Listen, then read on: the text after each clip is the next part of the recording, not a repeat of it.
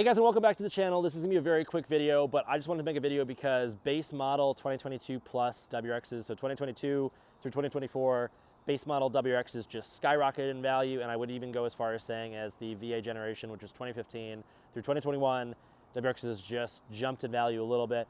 I did a huge financial analysis that's gonna get bled into a very short video, so I'd appreciate if you stay through it. It's gonna be very interesting, and it'll give you a little bit of idea of the economics of the WRX platform and just the automotive industry. And I know this is a car channel and not a financial channel, but I promise it's worth watching because it is super interesting and you will learn something here. So basically for the last week and a half, I've been doing a financial analysis since Subaru has raised the prices of the 2025 WRX, essentially eliminated the base model. Now I did a price analysis to look at how previous price increases have affected previous models, but tied with the fact that they eliminated the base model, they basically made a massive price increase, meaning the cost to get into a base WRX versus the cost to get into a new WRX has changed so radically that we've essentially seen a price increase from base to premium. Now there's a lot of math backing what I've done, and don't take this as financial advice, obviously, because there's a lot of nuances around it and like a lot of things can change, but we are gonna see a level of jump in the cost or the value of the WRXs. So because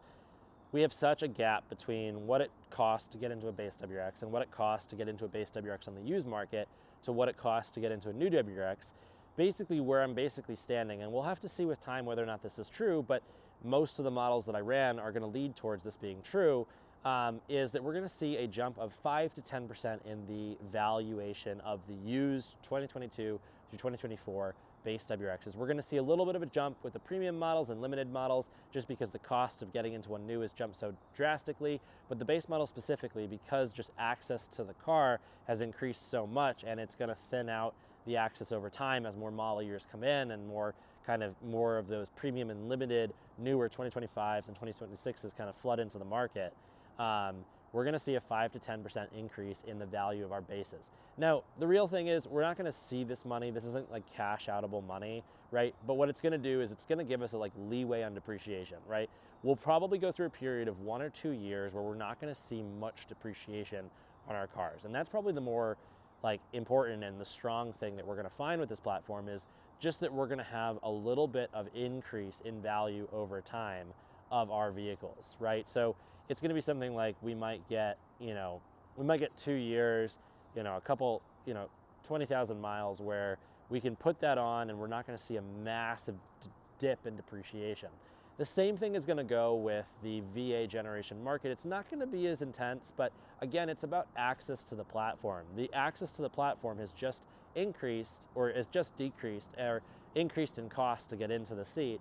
And again, as Subaru floods the market with these more expensive cars, it's gonna change the perspective on what it costs to access these cars, and that's actually gonna pull the bottom up and kind of mix into the top. So we're gonna see that average jump as consumer sentiment starts to associate these vehicles with costing $37,000 for a premium, right? So in 2025, if you wanna buy a new WRX, it's $37,000. I paid $27,900 for this 2022 base WRX off the lot, right?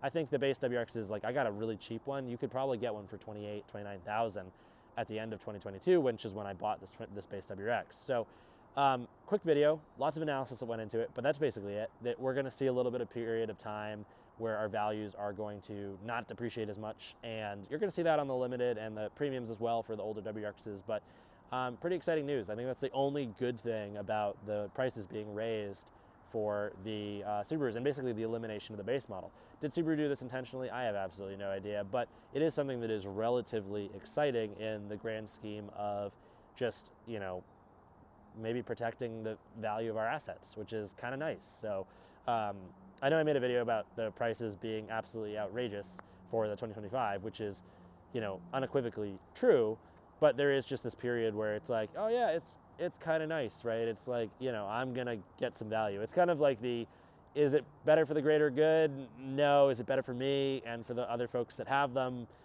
Yeah, it is better. And that's the video. I just think it's kind of exciting. No one's really talking about it. I know that I've talked about the negative and everyone's talking about the negative, but there's a little bit of hint of positive. So there's something to look up in doing that. Now, should Subaru keep increasing the prices? No, they shouldn't. That's a net negative. But It's not terrible for us. So that's the video. Hopefully you guys enjoyed it, and I will see you guys in the next one.